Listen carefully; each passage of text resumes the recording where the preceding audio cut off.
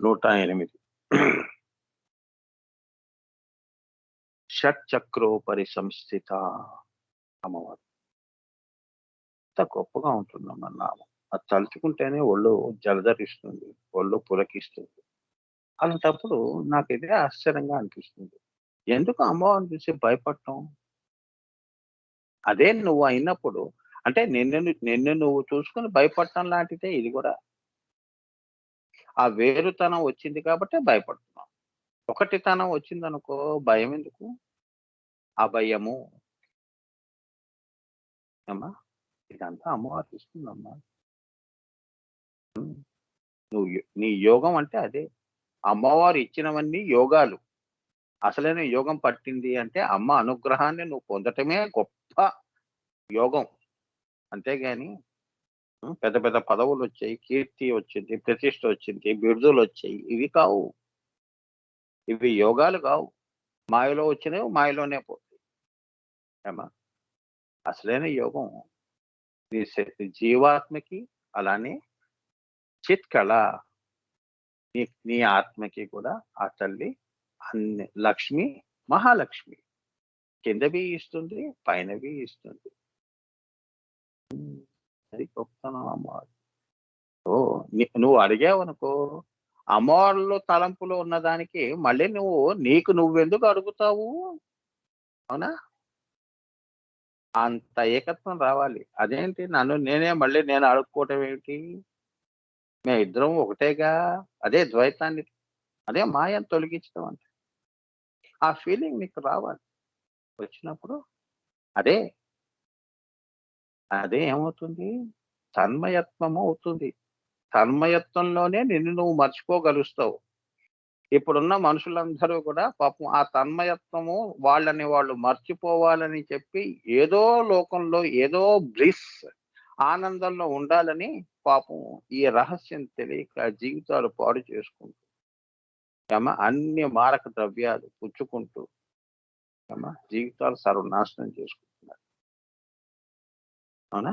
అవి జీవాత్మనే కాదు, జీవాన్నే కాదు. చివరికి నీ యొక్క ఆత్మ కూడా భ్రష్టు పట్టిపోతుంది. అవునా? చూసారా? తాత్కాలికమైనవి అలా ఉంటాయి. శాశ్వతమైన బ్లిస్ ఇలా ఉంటుంది. అందరికీ కూడా మన భారతదేశం, మన ఈ భూమి కర్మ భూమి ఇది గురుస్థానం. లోకానికే గురుస్థానం కాబట్టి ఇక్కడ దేవతలు నడయాడారు. దేవతలు నడిచారు. అవతార పురుషులు పుట్టారు. ఆ పుట్టిన భూమి ఎంత పవిత్రమైనది. అవునా? వారి అడుగుల్లో మన జీవితాలు వెళ్ళిపోతున్నాయి. అవునా? రాముడు ఏ అడవుల్లో తిరిగాడు? భద్రాచలంలో తిరిగాడు. ఆ! మీరు పంచవటి అటువైపు వెళ్ళినప్పుడు ఆయన అడుగులన్నీ అక్కడ సీతమ్మ వారి అడుగులన్నీ అక్కడ ఉన్నాయి గదా! ఆమెదంతా తిరిగిందే గదా! ఆమె అడుగుల్లో నువ్వు అడుగు వేస్తున్నావు అంటే చూసుకో. నీ అదృష్టం. ఎంత పుణ్యం. అదే భూమి, అదే కర్మ భూమి. నీ కర్మంతా తొలగిస్తారు వాళ్ళు. తెలుసో తెలియకో అడుగులో అడుగు వేసుకుంటూ, గురువు అడుగులో అడుగు వేసుకుంటూ నువ్వు వెళ్ళిపోవటం. అంత పవిత్రంగా. అమ్మా! అందుకే అంత గొప్ప భూమిలో మనం పుట్టాం గాబట్టి, మనకి దివ్య సంస్కారాలుంటాయి. అమ్మా! ఇతర దేశాల్లో ఏంటంటే జీవ సంస్కారాలు మెటీరియలిస్టిక్ వరల్డ్ అంటారు.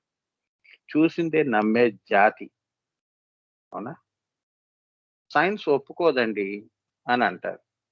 ఎందుకు? నా దేశం ఒప్పుకుంటోందిగా. నా దేశంలో మహా పురుషులే అవతారంగా వచ్చి ఇవన్నీ బోధించారు. అవి నిరూపితం చేశారు. ఆ రకంగానే వాళ్ళు ఆ సవికల్ప సమాధుల్లో వెళ్లారు. అవునా? వెళ్లారా లేదా? ఇంకేం కావాలి వీళ్ళకి నిదర్శనం? ఈ వెస్టర్న్ పీపుల్‌కి science does not believe all these things. Metaphysics మేము పట్టించుకోం. వాడు చెప్పటం ఏంటి? వాడు మన యొక్క శాస్త్రాలు ఖండించటం ఏమిటి? చూడండి. మనమే వాళ్ళకి అవకాశం ఇస్తున్నాం నాన్న. మనని మనం గౌరవించుకోనప్పుడు పక్కవాడు నిన్నెలా గౌరవిస్తాడు? అవునా? ఇంట్లో మనని మనం హ్మ్. గౌరవించుకోలేదనుకో పక్క వాళ్ళ దృష్టిలో మనం కూడా లోకువైపోతాం. అది నేను చెప్పేది. చివరికి మనకి సహకారాలు ఇంటి నుంచి కూడా రావట్లేదు. ఇంకా బయట వాడు మన్ని వీధుల్లో పెట్టి తిడుతున్నాడు. అవునా? ఎవరిచ్చారు? మన ఇంటి వాళ్ళే. మన గొప్పతనం మనమే తెలుసుకోం. వద్దులేండి. నామోషీగా ఉంటుంది. వాడు ఇంగ్లీష్ చదువులు ఎంతకైనా అవి చాలా గొప్పవి. వాడి బుంద వాడికేం తెలుసమ్మా వాడికి? వాడు నీ వేదాల్లో, నీ శాస్త్రాల్లో చదివి దాని రహస్యాలు రీసెర్చ్ చేసి కనుక్కొని నీకు చెప్తున్నాడు. వాళ్ళు ఆది మానవులు. వాళ్ళకేం తెలీదు. మెటీరియలిస్టిక్. ఏమ్మా ఇప్పుడు యోగా చూడండి ప్రపంచమంతా అయింది. యోగా అవునా? మతం ఎవరికి? మనకి మతం లేదు. మనది సనాతన ధర్మము. సనాతన ధర్మములే ప్రకృతి పెట్టిన ధర్మములనే అనుసరిస్తున్నాం కాబట్టి ఆర్యులం. We are ఆరియన్స్. ఋషి సంప్రదాయానికి చెందిన వాళ్ళం. ఆరాధించేవాళ్ళం. మాకు మతం ఏమిటి? అవునా? అంత లోగా మతం గురించి ఆలోచన చేసేయటం, కులాల గురించి మాట్లాడేవాళ్ళు. వీళ్ళందరూ లో మెంటాలిటీ నాన్న. వీళ్ళు సనాతన ధర్మంలోకి రారు. స్వార్థపరులు. ఏమ్మా? వాళ్ళు ఎదగరు. పక్క వాళ్ళని ఎ ఎ ఎదిగే అవకాశం ఇవ్వరు. అవునా? మరి భారతదేశంలో మరి ఆధ్యాత్మికం ఎంత వరకు ఎదిగింది? అవునా? ఎంత ఎదిగితే ఎంత ధర్మంగా ఉన్నాం కాబట్టి, ఎంత దొంగ అయినా కూడా వాడు సనాతన ధర్మం చూస్తే భయపడతాడు. అంత దేవుడిని చూస్తే దండం పెడతాడు. ఎవడైనా మనకి ఆ ధర్మం అనేది మనల్ని కాపాడుతూ ఉంటుంది. ధర్మో రక్షిత రక్షితి. నువ్వు ధర్మాన్ని కాపాడితే ధర్మం నిన్ను కాపాడుతుంది. అందుకే భారతదేశంలో ఏంటంటేనన్నా ఋషి సంప్రదాయాలు, సనాతన సాంప్రదాయాలు ఉంటాయి కాబట్టి, మనము సనాతన ధర్మాల్లో మనం వెళుతున్నాం మనం. ఎవరో మన్ని ఏంటంటే కంగించటం. మనం మతాతీత, కులాతీత అన్నిటికి అతీతంగా చిత్ గగనంలో ఆలోచనలు మనవి. ఆకాశమంత ఎత్తు ఎదిగి మనం కిందకి దిగజారిపోకూడదు. అందుకే భారతదేశానికి అంత ఓర్పు, సహనము. అందరిని భరిస్తున్నాం. ఒక తండ్రికి పిల్లలు పుట్టారు. మంచివాడు పుట్టాడు, చెడ్డవాళ్ళు పుడతారు. అందరికీ కూడా మనం ఆ యొక్క ఇంట్లో స్థానము ఉన్నది. ఆ గౌరవం. అది అసహనం కాదు. సహనంతో ఉన్నాం. అది ఏంటంటే లొంగామని కాదు. అవసరమైతే శ్రీకృష్ణుడు చూపించాడు గదా! మంచిగా చెప్పాడు. వినకపోతే ఏం చేస్తాం? ఇప్పుడు ప్రభుత్వాలు ఏం చేస్తున్నాయి? ఒకప్పుడు ఈ పక్క దేశాలన్నీ కూడా భారతదేశం వైపు ఎంత అలజడి సృష్టించాలని పెట్టుకున్నాయి. అవునా? ఇప్పుడు ఈ చెంప చూపిస్తే ఆ చెంప 2 చెంపలు వాయించి వస్తున్నాం. అటువంటి ప్రభుత్వాలొచ్చాయి. అది లేకపోతే మనం మన వ్యక్తిత్వాన్ని పోగొట్టుకోవటం ఏంటమ్మా? మన వ్యక్తిత్వాన్ని అమ్ముకొని మనం బతకడం ఏమిటి?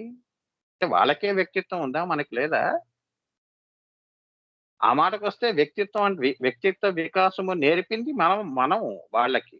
బట్ట ఎలా కట్టుకోవాలో, అన్నం ఎలా పండించుకోవాలో చెప్పింది మన వేదాలు దేశాలన్నిటికి. మనమెందుకు అంత కింద తలకాయ ఉంచుకొని ఉండవలసిన అవసరం ఏముంది? ఇది నేను జెప్పేది. I'm proud that I'm an Indian. నేను ఎప్పుడు అమ్మవారు పంపించినా నేనెప్పుడు భారతదేశంలో పుట్టాలని నేను కోరుకుంటాను. అది నా యొక్క ఇది. నా గురువుల పాదాల దగ్గరే పుట్టాలి ఎప్పుడు. వారి పని కోసమే నేను రావాలి. నా దేశమే కాదు అందరూ కూడా బావుండాలని కోరుకునే మనస్తత్వం మాది. ఏమ్మా? పాపం వాళ్ళ తప్పేం లేదు. అజ్ఞానము. వారేంటంటే అటువంటి శిక్షణ, బోధనలో వాళ్ళు నేర్చుకొని మతము, కులము అంటూ తిరుగుతున్నారు. పాపం వాళ్ళకి తెలీదు. వాళ్ళకి గౌతమ బుద్ధుడిలా వాళ్ళకి బోధ చెయ్యాలి. వారి అవిద్యని తీసి శ్రీ విద్యను నింపాలి. శ్రీ విద్య వస్తే అందరి మీద ప్రేమ పుట్టుకొస్తుంది. అది. దానికోసమే ఈ యొక్క ప్రవచనాలు. ఎవరైనా నేనే కాదు. కోటాను కోట్ల మంది చెప్తున్నారు. ఎవరు ఏం చెప్పినా కూడా ఇదే. సో, అప్పుడు నువ్వు ఎవరి చేతిలోనూ మోసపోవు. ఎవరు ఏం చెప్తున్నారో అనేది ఈ శ్రీ విద్య, ఈ విజ్డమ్ అంటారు. నాలెడ్జ్ కాదు విజ్డమ్. విచక్షణ, విజ్డమ్.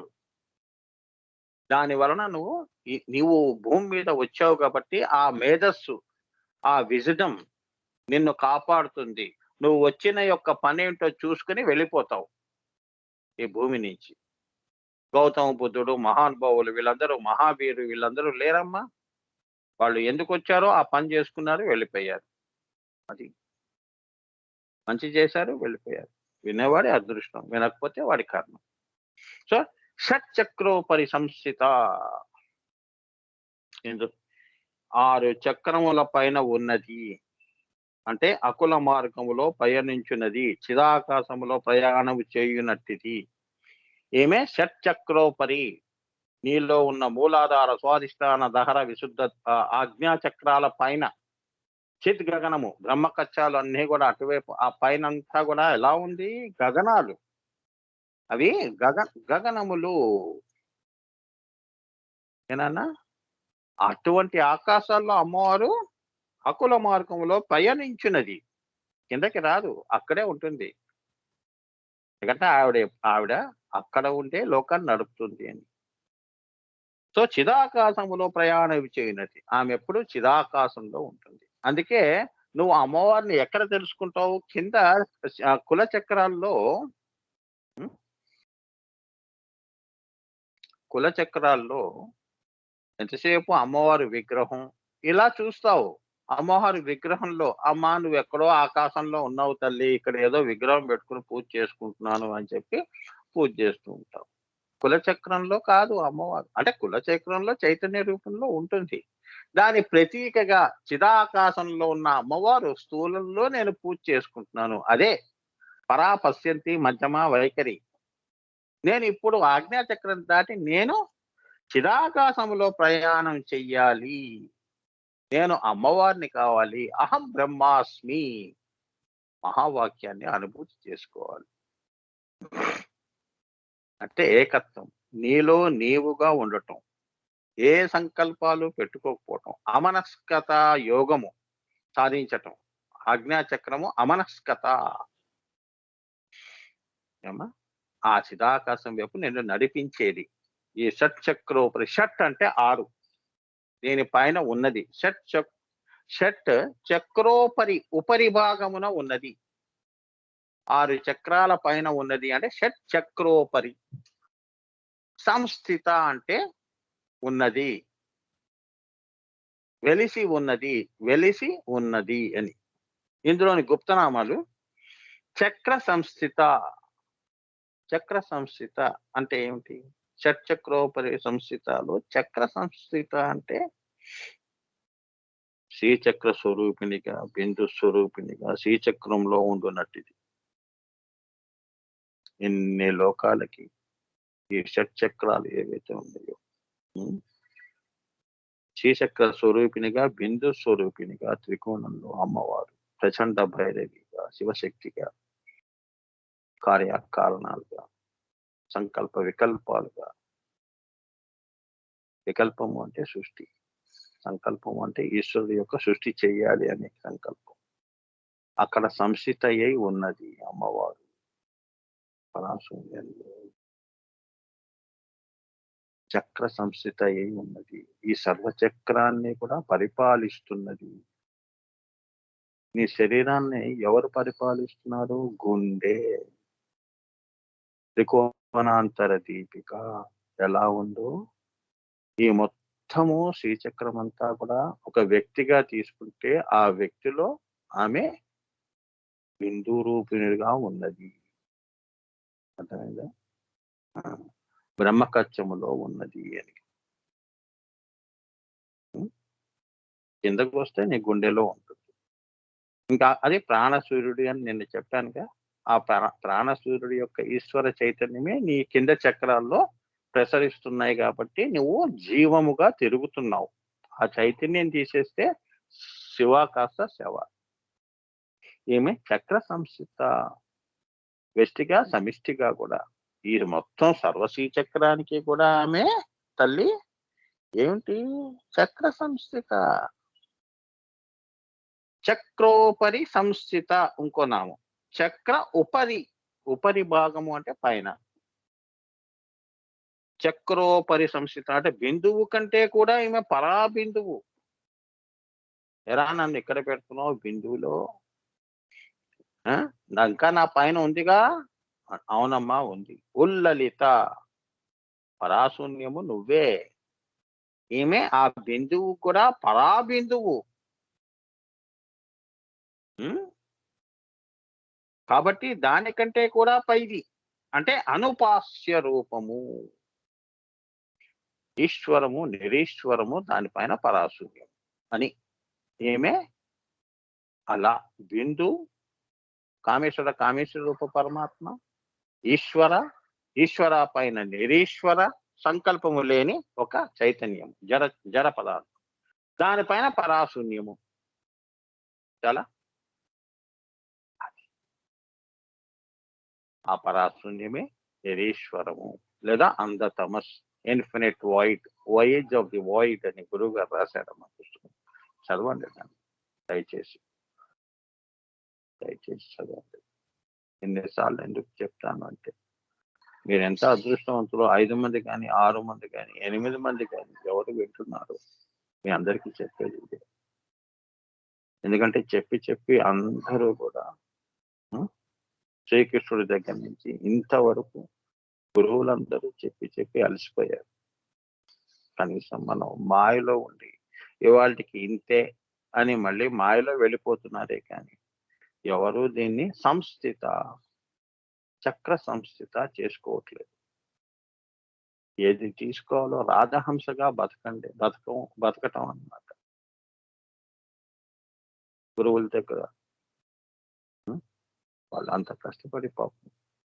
నేను పోయిన తర్వాత ఇంకో గురువుని అమ్మవారు పంపిస్తోంది, నీ కోసం పంపిస్తోంది. అది తెలుసుకోండి. అంటే నువ్వు అంటే ఏంటంటేనమ్మా, మీరు కాదమ్మా, లోకంలో రాబోయే తరాలు వాళ్ళకి చెప్తున్నారు. మీకోసం వాళ్ళు వస్తున్నారు, ప్రాణం త్యాగం చేస్తున్నారు. అన్ని కోరికలు చంపుకునే పాపం దేని మీద పాపం వాళ్ళకి సంకల్పాలు లేవు. మీకు మంచి చెయ్యాలని చెప్పి వాళ్ళు పాపం ఎన్ని గ్రంథాలు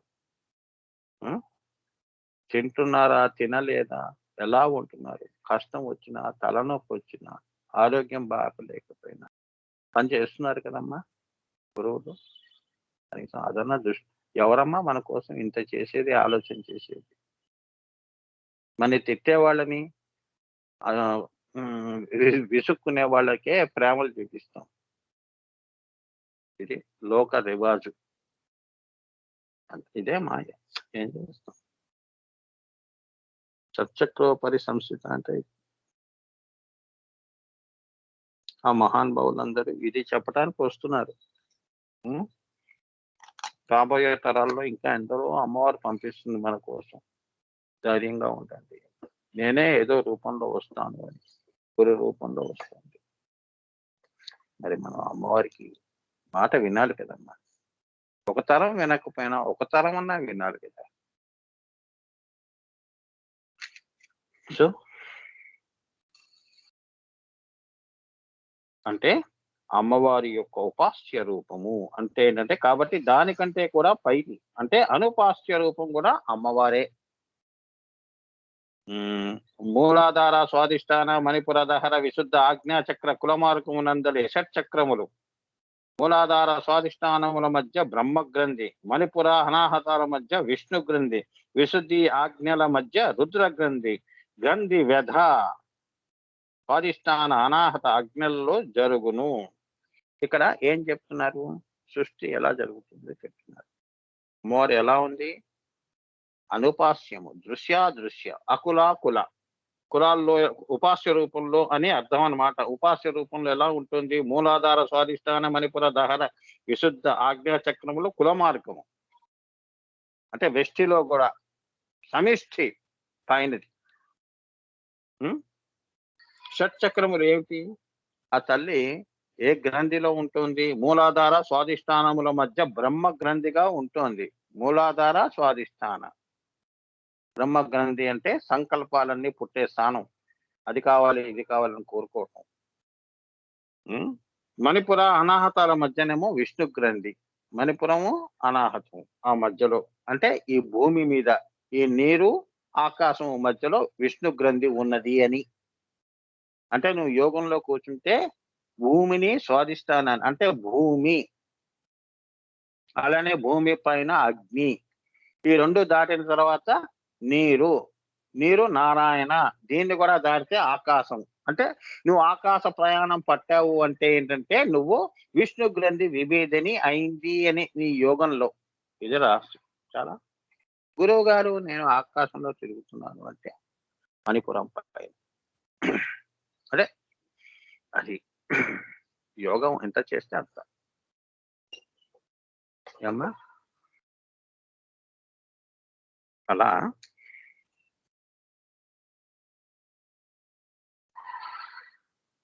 విష్ణు గ్రంథి విశుద్ధి చక్రం దగ్గర ఆజ్ఞల మధ్య రుద్ర గ్రంథి.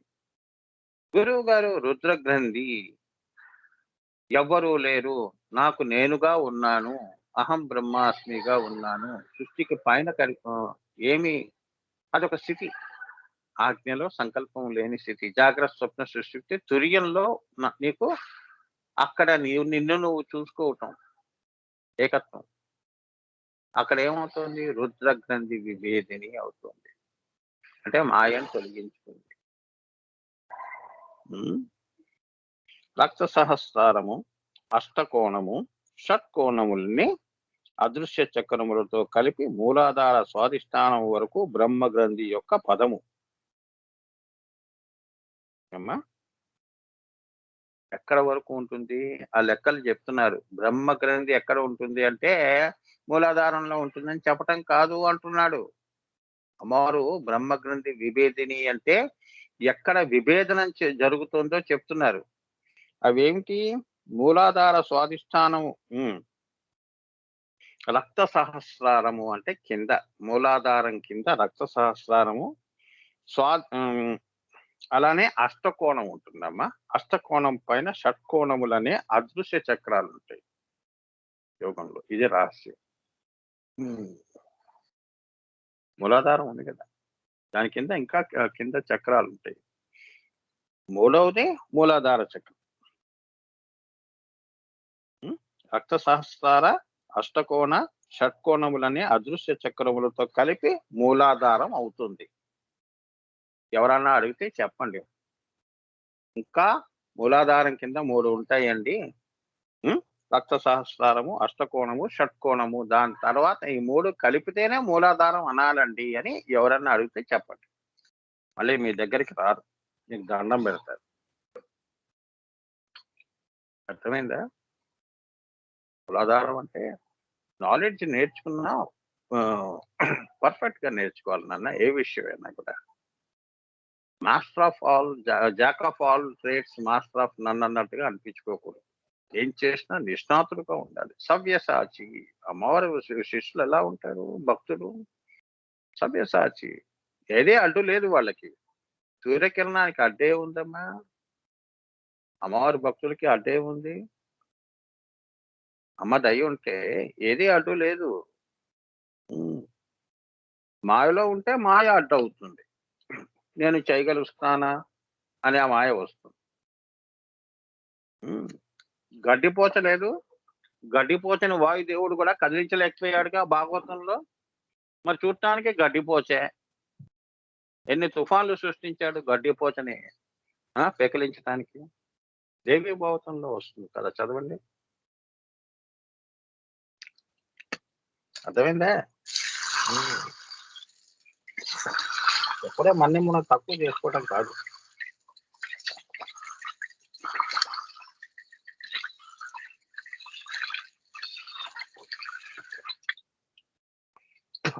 ఆ మాటకు వస్తే నిన్నే అమ్మవారు చాలా పైన పెట్టింది చిద్గగనంలో. మన అదృష్టాలు మనమే మర్చిపోతున్నాం. మన అమ్మని అమ్మ అని పిలవటంలో నామోషి, చిన్నతనం. మమ్మీ అని పక్క వాళ్ళు అంటున్నారు కాబట్టి మనం కూడా మమ్మీ. ఏంటి మమ్మీ, డాడీ? అమ్మ అనే కమ్మదనమైన మాట కాదు. అమ్మా అంటున్నామే, ఎంత ప్రేమ ఉంది అందులో.